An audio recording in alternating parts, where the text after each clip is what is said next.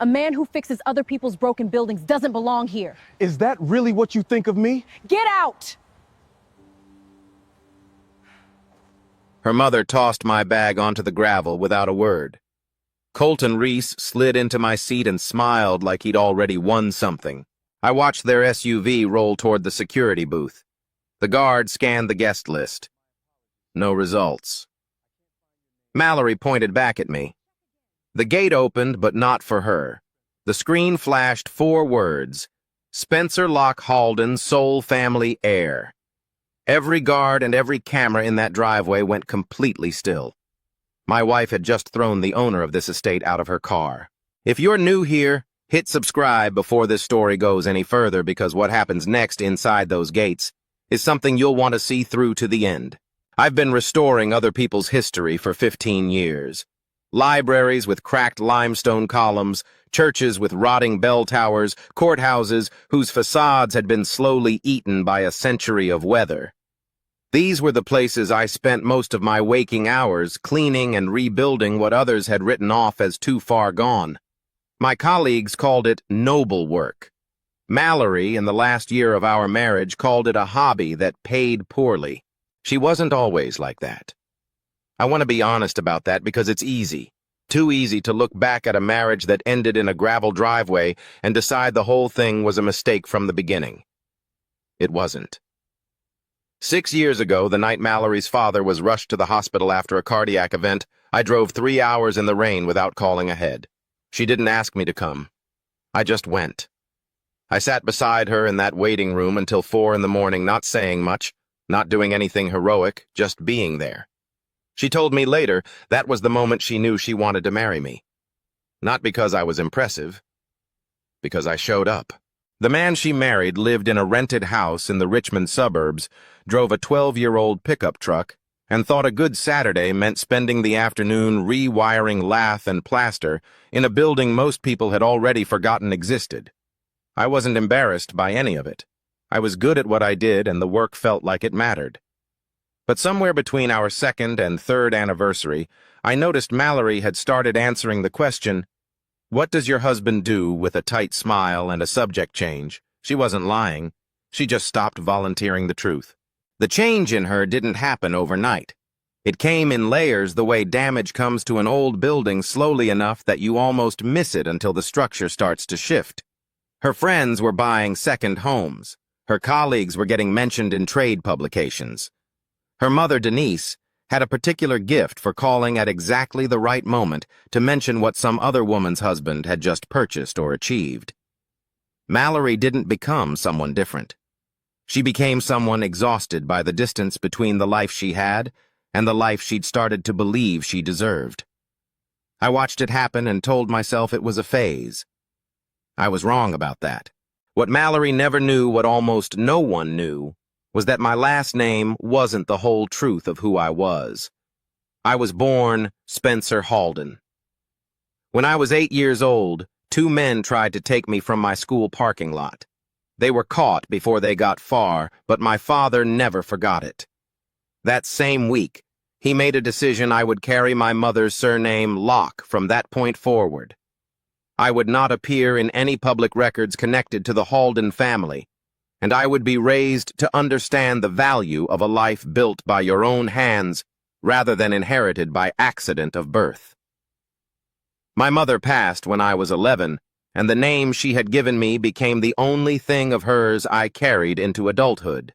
Theodore Halden was not a man who appeared on magazine covers or gave interviews to financial journalists.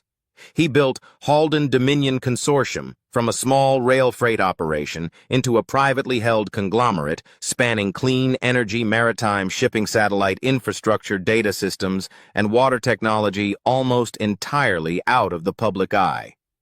The company's true asset value had never been formally published. Most people in the financial world knew the name, but not the number. The number was over $1.1 trillion. He told me more than once, sitting in the study at Alderwick House, that the only people worth trusting were the ones who showed up before they knew what you were worth. I visited in secret a few times a year. My father and I would walk the trails through the property's backwoods, or sit arguing about the ethics of large-scale development, or the right way to structure a charitable endowment. I never brought Mallory. Not because I didn't want her to know the truth I'd thought about telling her dozens of times, but because every time I came close to the conversation, something would happen that made me pull back. A dinner party where she laughed too loudly at a joke made at the expense of someone who couldn't afford to be in the room. A comment about a colleague's husband who'd apparently wasted his potential going into public school teaching. Small things, individually forgivable. Together they formed a pattern I didn't know how to trust. I kept waiting for the version of Mallory who'd sat with me in that hospital waiting room to come back. I think I was still waiting when she met Colton Reese. She told me it started at a networking event. A new professional contact who ran a mid-sized investment fund and was charming in the way that men who've spent years cultivating charm tend to be. Colton began taking her to dinners at restaurants where the menu had no prices. He sent gifts, not flashy ones, but well-chosen ones, the kind that signal someone has been paying very close attention to you. He told her she was operating below her level. He made her feel in a very short period of time like the central problem in her life had a name, and that name was Spencer. What Mallory didn't know, what I wouldn't find out until much later, was that Colton had identified her before they ever met. His fund had been circling a clean energy subsidiary of Halden Dominion Consortium for 2 years, making quiet inquiries that were quietly deflected each time.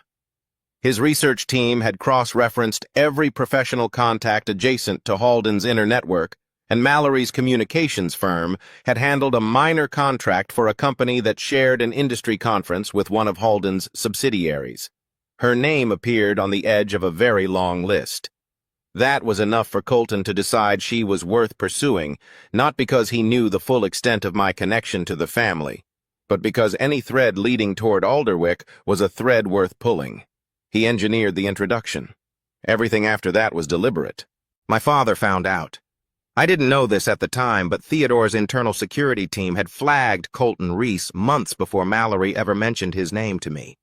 When his analysts connected Mallory to the situation, my father didn't call me. Instead, he asked Cecilia Frost, his longtime legal director, to document everything and store it on an offline drive. He told her that if something happened to him before the situation resolved itself, she would know what to do with the material. He didn't want me reacting from anger. He wanted me to see the truth clearly with everything I needed already in hand. That was how my father operated. He didn't warn you a storm was coming. He quietly made sure you already had shelter before it arrived. I didn't know any of that when Cecilia called me on a Tuesday morning in October to say my father had suffered a stroke at Alderwick House and hadn't survived it. I sat in my truck in the parking lot of a church I was supposed to be inspecting that day, and didn't move for a long time.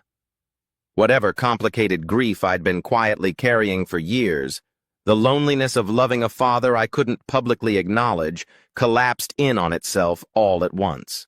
Mallory came home to find me at the kitchen table. I told her I'd lost someone important and that I needed to attend a private memorial service at a property called Alderwick House in Ravenport, Virginia.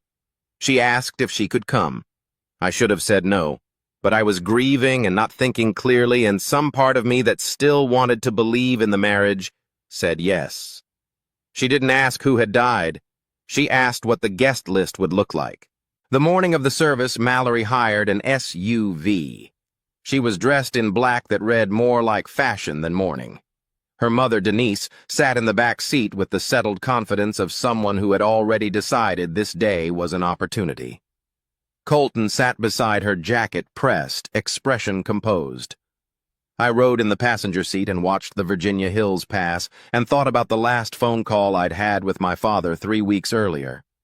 Unremarkable about a drainage project on the eastern edge of the property. I hadn't known it would be the last one. No one in that car asked how I was doing. Mallory and Colton talked in low voices about the people they planned to approach at the service. Denise made a comment about the property being well maintained, as though she were a prospective buyer assessing its resale value. I said nothing. I watched the iron gates of Alderwick appear at the end of the long approach road and felt something tighten in my chest that had nothing to do with the people sitting behind me. Then Mallory stopped the car. She turned to me with the expression I'd come to recognize in the last year of our marriage, calm on the surface, something harder underneath, and told me she needed me to switch seats with Colton. She wanted them to enter together.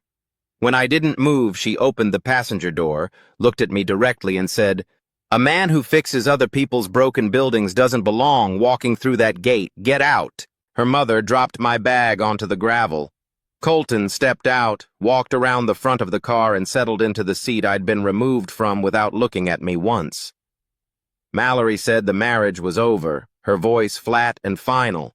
"The way you close an account you've decided costs more than it returns." Then she drove the SUV forward toward the security booth. I stood in the driveway with my bag at my feet. The guard scanned his tablet. He looked up. He scanned again. Then he stepped back from the booth, and the main gate swung open, not for Mallory, but away from her. Bernard Quinn came through first, the way Bernard always moved, with unhurried certainty, followed by 6 members of the household staff. He stopped in front of me, straightened slightly, and said, "Welcome home, Mr. Spencer." Behind him, the identification screen mounted to the gatehouse wall displayed 4 words in plain white text. Spencer Locke Halden's sole family heir. Mallory was still in the driver's seat. I could see her face in the rearview mirror, the expression of someone who has just realized the ground they were standing on was never ground at all. I picked up my bag. Bernard fell into step beside me, and we walked through the gate together without a word. There was nothing that needed to be said. Bernard didn't take me through the main entrance.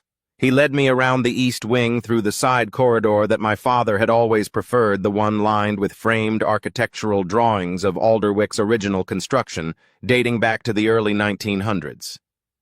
I used to walk this hallway as a child and wonder what kind of man commissions a building like this. By the time I was old enough to understand, I'd already decided I didn't want to be that kind of man.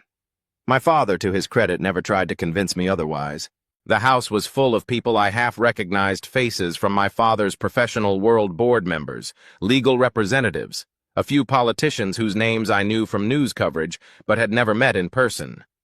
They moved through the rooms with the particular restraint of people who understood something significant was happening and were performing their best version of solemnity. I moved through them without speaking. No one in that crowd knew who I was. That had always been the arrangement. Cecilia Frost met me in the hallway outside my father's private study. She was a trim woman in her late 50s with silver hair and the precise, unhurried manner of someone who had spent decades managing enormous consequences without raising her voice. She'd been with my father for over 20 years. If anyone understood what Theodore Halden had built and what it had cost him, it was Cecilia. She put her hand briefly on my arm, said she was sorry, and then said, "He left instructions. Before anything else today, you need to come inside." The study was exactly as I remembered it.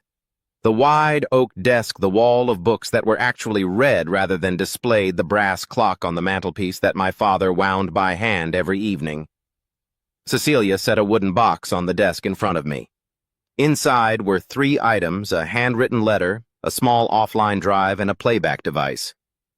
She explained that my father had asked her to brief me on the practical contents of the letter before I read it in full. The key business instructions, the board contacts, the legal framework. She went through them methodically. Then she placed the box in front of me and said, "The rest is his in his own words. Take whatever time you need." I connected the drive and pressed play. My father appeared on the small screen, seated in this same chair in this same room. He looked older than I'd expected, thinner too, in a way I hadn't registered during our last phone call. He spoke without preamble, the way he always did, as though he'd already said the introductory version of this speech in his head and was moving directly to the part that mattered. He said, "I've known about Colton Reese for longer than you have. Our security team flagged him when his fund started making quiet inquiries about the clean energy division. This was more than a year ago. When your wife's name appeared in the same report, I asked Cecilia to document everything and keep it on the offline drive. I'm not telling you this because I wanted to test you or Mallory. I'm telling you because I couldn't protect what I built for 50 years and then leave you to defend it blind. He continued, I didn't intervene in your marriage. That was never my place. But I could make sure that when the truth finally surfaced, you'd have everything you needed to see it clearly and to act from a position of strength rather than shock. He looked directly at the camera before adding, The drive contains everything. Use it the way I would have used it, not to destroy people, to protect what matters. I sat in that chair for a long time after the recording ended. The grief I'd been managing since Tuesday morning shifted into something different, something that had no clean name. My father had watched this coming. He had built me a shelter before the storm arrived, and he'd done it quietly without ever making me feel managed or surveilled. That was the most Theodore Halden thing he could possibly have done. Cecilia gave me an hour before the reading began. The Alderwick Library held about 60 people in the configuration. They'd arranged chairs in rows, facing a long table where Cecilia stood with a document folder and 2 legal associates. I found a seat near the back. Mallory had positioned herself and Colton toward the front, close to the board members, which told me she'd spent her one available hour working the room rather than thinking about what she was walking into. Denise sat beside her, posture, precise expression arranged into something designed to look like dignified grief. Cecilia read the disposition clearly and without editorial commentary. My father had left me the entirety of Alderwick House and its 70 surrounding acres. He had left me 64% of the voting shares in Halden Dominion Consortium, along with full control of the family's private investment networks, research endowments, and real estate holdings across 19 countries. The estimated total value of the estate exceeded $1.1 trillion. There was also a specific legal clause drafted by Cecilia and signed by my father 2 years prior stating that no spouse relative by marriage or external partner could access family shareholdings without a signed written authorization from Spencer Locke Halden. The room absorbed this in silence that lasted about 4 seconds. Then Mallory stood up. She crossed the room and reached for my hand. Less than 2 hours ago, she had told me our marriage was over through an open car window, while her mother dropped my bag into a gravel driveway. Now she was calling me sweetheart in front of 60 strangers and explaining to Cecilia that as my wife she would naturally be standing by my side during this difficult time. I withdrew my hand from hers without saying anything. The room had heard the same clause I had. Colton attempted a different approach. He adjusted his jacket and introduced himself to Cecilia as a financial advisor with an interest in supporting Spencer's transition into the role. Cecilia looked at him the way a person looks at something they recognized some time ago and have simply been waiting to acknowledge. She said, "Mr. Reese. Yes, I know that name." The particular quality of her tone made several people in the room look down at their hands. I understood in that moment the full shape of what had been assembled around my marriage. Colton hadn't pursued Mallory because she was compelling, though she was. He hadn't stayed because he felt something for her, though he may have performed that convincingly enough to fool her. He had stayed because he believed she was a door, and he had been patient and careful and deliberate in positioning himself in front of it. That realization didn't make what Mallory had done smaller, but it made it more complicated in a way I hadn't expected to feel standing in my father's library. The days that followed were not quiet. Mallory requested a private conversation that evening. She said Colton had meant nothing, that the dinners and the gifts had been professional relationship building, that the pressure of living below her potential had warped her judgment temporarily. When she saw that explanation wasn't landing, she changed direction entirely. She told me that I had built our marriage on a lie, that 6 years of concealing my father's identity constituted a fundamental betrayal, and that she had been a participant in a test she'd never agreed to take. There was enough truth in that framing to make it difficult to dismiss cleanly, and I think she knew that. Her mother backed every version of this argument with the particular conviction of someone who had never once considered that she might be wrong. Denise told anyone who would listen that the Halden family had used Mallory as an unwitting subject in some kind of social experiment and that her daughter was the real victim of the day's events. Colton, meanwhile, had been busy. He'd spent those same hours making calls to 3 board members who had long-standing reservations about the succession men who had served under my father's oversight and were skeptical for legitimate professional reasons about handing a trillion-dollar operation to someone whose public resume consisted of church restoration projects in Central Virginia. He also reached Mallory's laptop through means that became clear, later extracted several documents from the estate's preliminary transfer files, and altered specific passages to suggest the Halden family had been surveilling Mallory as part of a deliberate campaign against her. Those altered documents reached 3 journalists the following morning. Mallory's legal team filed a court motion requesting a temporary freeze on my ability to exercise voting rights while her claim was under review. A judge granted a limited version of the order by that afternoon. Colton moved quickly into the space that created presenting the board with a proposed sale of Halden Dominion's clean energy division to an investment consortium that, as Cecilia would later confirm, he controlled through a series of shell arrangements. 2 board members signaled they were open to the discussion. Then the footage from the Alderwick Gatehouse leaked online. The clip was 40 seconds long. Mallory opening the passenger door, the bag hitting the gravel. Colton taking my seat, the screen flashing my name. By the following morning, it had been viewed more than 40 million times. Talk shows debated whether I was a wronged husband or a manipulative billionaire who'd let his wife embarrass herself for the optics. The story had escaped every room it had started in and was now public property that no one was managing correctly, least of all me. I went back to my father's study that night. I took the brass clock off the mantelpiece and held it for a while the way I used to watch him hold it when he was working through something difficult.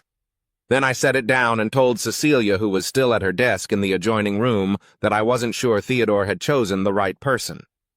A man who spent his career rebuilding structures that other people had abandoned was now supposed to govern a global conglomerate while a court order restricted his authority. A board ally was engineering the sale of a core division. His wife was casting herself as a victim in a story the whole world was watching, and a 40-second video was being analyzed by strangers who had never set foot in this county. I told Cecilia I was considering stepping back from the succession entirely. She looked at me for a long moment, then said, "You've heard the summary. Now read all of it, every word he wrote." She set the handwritten letter from the wooden box on the desk in front of me. Then she left the room and closed the door behind her. I opened the letter and began to read. My father's handwriting was smaller than I remembered. He'd always written in a compressed, deliberate hand, the kind that suggested every word had been chosen before the pen touched the paper. The letter was 4 pages front and back, and I read it twice before I put it down. Most of it was practical. Instructions about specific board relationships, notes on the clean energy division's long-term structure, a list of the 3 people within the consortium he trusted without reservation. But toward the end, there was a paragraph that had nothing to do with business. He wrote, "There will be a moment when you have everything you need to ruin them completely. The evidence will be in your hands, the platform will be yours, and the temptation will feel like justice. I need you to understand that it isn't. If you use what I've left you to punish Mallory and Colton in front of the world, you will become exactly the man they've been describing.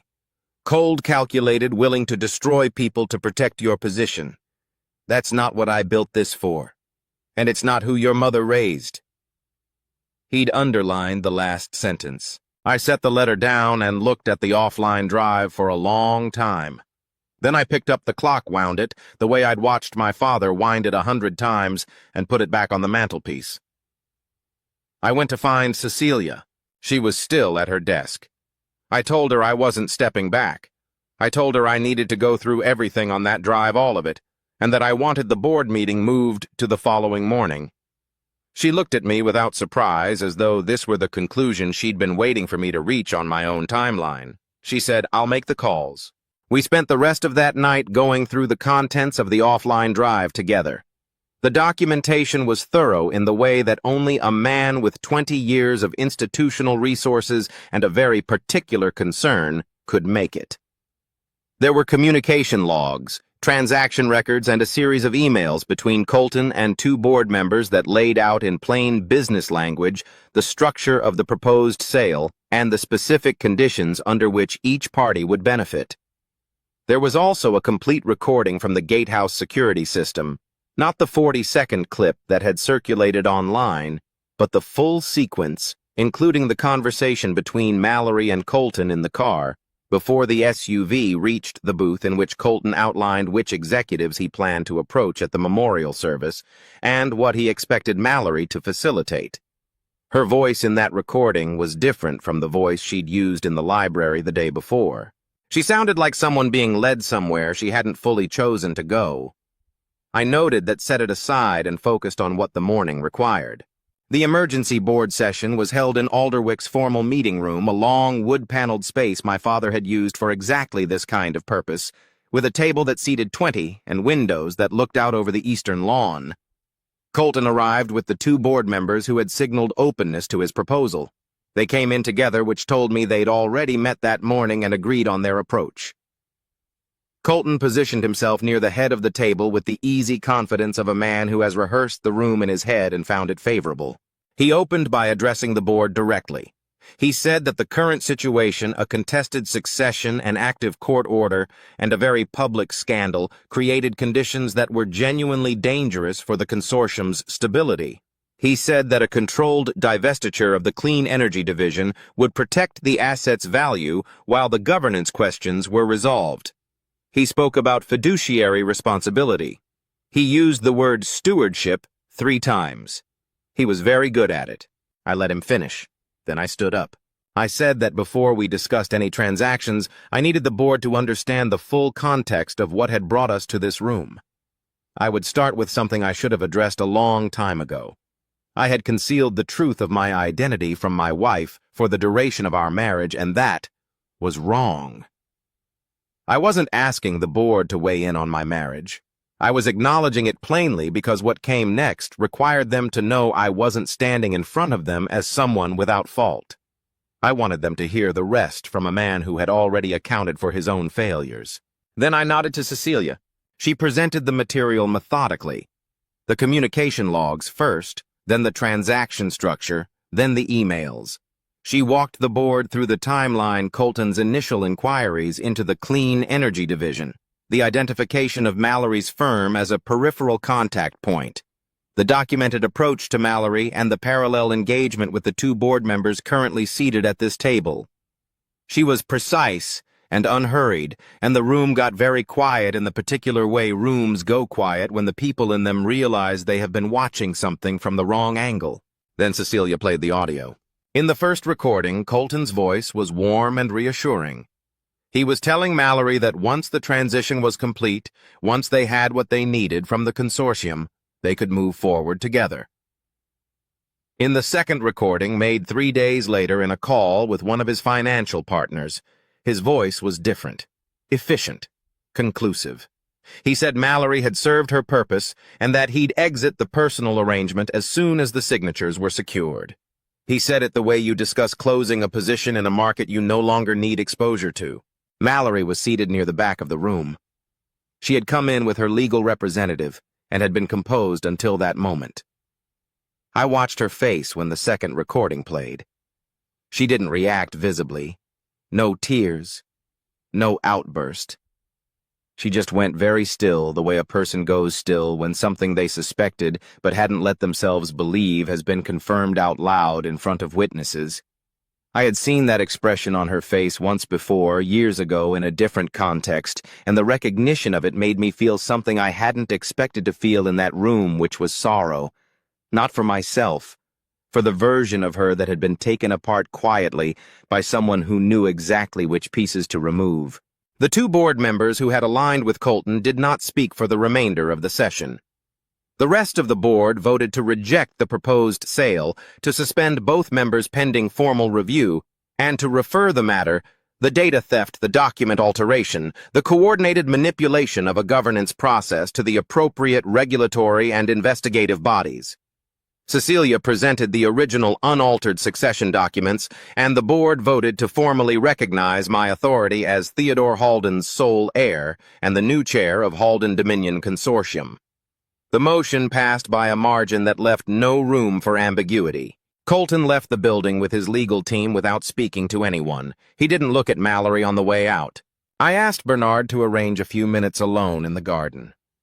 The garden at Alderwick ran along the south face of the house boxwood hedges, old stone paths, a fountain that my father had never once turned off during the months he was in residence, because he said the sound helped him think. I was standing near the fountain when Mallory came out through the side door and stood a few feet away. She didn't try to explain herself the way she had the night before. She said, "I knew something was wrong with him. Not at first I believed what he was showing me. But somewhere in the middle of it I knew. And I kept going anyway because I had already decided that whatever he was better than what I had." She looked at the fountain rather than at me. I think I told myself that for so long that I started performing it instead of feeling it. And I stopped being able to tell the difference. I thought about the hospital waiting room. I thought about the drive in the rain. I thought about how long I had watched the woman I married slowly replace herself with someone she thought the world would take more seriously, and how I had kept waiting for the original to return instead of accepting that people move in the direction of their choices, not their origins. I said money didn't make you cruel, Mallory. It gave you a reason to stop hiding the choices you were already making. I said it without anger because by that point the anger had been replaced by something more like clarity. I hope you figure out who you actually are when nobody's watching. I mean that. She went back inside. I did not use what I had to take anything from her beyond what was right. The divorce proceeded on the terms the law required. She received what she was entitled to from our shared life, not a dollar more and not a dollar less. She did not receive access to the Halden estate or its holdings. Colton faced a federal investigation for securities manipulation, data theft, and coordinated fraud. The partners who had spoken warmly about him at industry events released statements distancing themselves within 72 hours. Denise discovered that the social circles she had spent years leveraging were no longer open to her. The women she had cultivated all knew she was the one who had dropped the bag. None of them lost everything because I decided to destroy them. They lost what they had been reaching for because they had built towards something that was never real, and when the structure underneath it gave way, there was nothing left to hold. The board stabilized over the following months with a steadiness that surprised people who had expected a prolonged power struggle. I came to every meeting prepared. I asked the questions that the reports raised rather than the questions designed to signal authority. I made decisions based on documents, not the pressure of the room.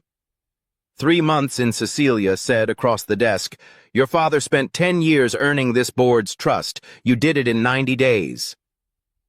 I told her my father had done the harder work by making sure I understood what trust was actually for before I was ever in a position to need it. I kept the house in Richmond.